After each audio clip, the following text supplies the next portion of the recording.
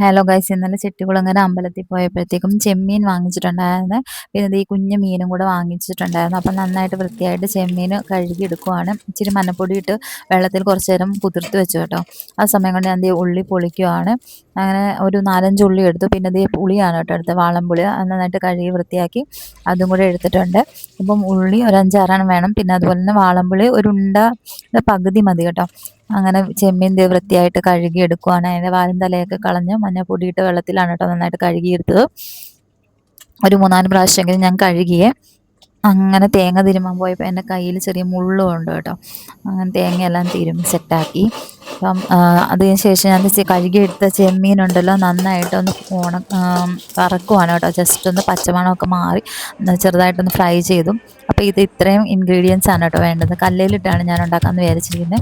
അങ്ങനത്തെ കല്ലിലിട്ട് ചെമ്മീൻ ആദ്യം ചതച്ചു. അതിനുശേഷം ഉള്ളിയും കറിവേപ്പിലയും ഒക്കെ ഇട്ടു. മുളക് പൊടിയും കൂടി ഇട്ടിട്ടുണ്ട് കേട്ടോ ഗൈസ്. പിന്നെ ഞാൻ ലാസ്റ്റാണ് കേട്ടോ തേങ്ങ ഇടുന്നത്. ആ ചെമ്മീൻ മാറ്റി വെച്ചതിന് ശേഷം തേങ്ങ ഇട്ടൊന്ന് ചതയ്ക്കുവാണ്. അപ്പം തേങ്ങയെല്ലാം ഇതെല്ലാം കൂടി മിക്സ് ചെയ്തിട്ട് വെളിച്ചെണ്ണ ഒഴിച്ച് കഴിച്ചാൽ നല്ല അടിപൊളി ടേസ്റ്റ് ആയിരിക്കും.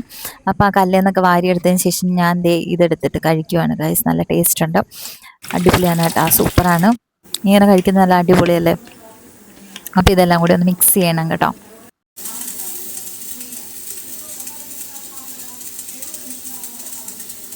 അങ്ങനെ നമ്മുടെ ചെമ്മീൻ ചമ്മന്തി റെഡിയായി ഗൈസ്. ഇനിയിപ്പോൾ കഞ്ഞിയുടെ കൂടെ കഴിച്ചാലും നമുക്ക് നല്ല ടേസ്റ്റ് ആയിരിക്കും. ഇത് ചോറിൻ്റെ കൂടെ കഴിച്ചാലും നല്ല അടിപൊളിയാണ് കേട്ടോ. അപ്പോൾ ഇത്രയേ ഉള്ളൂ. Tata bye bye. Okay, see U.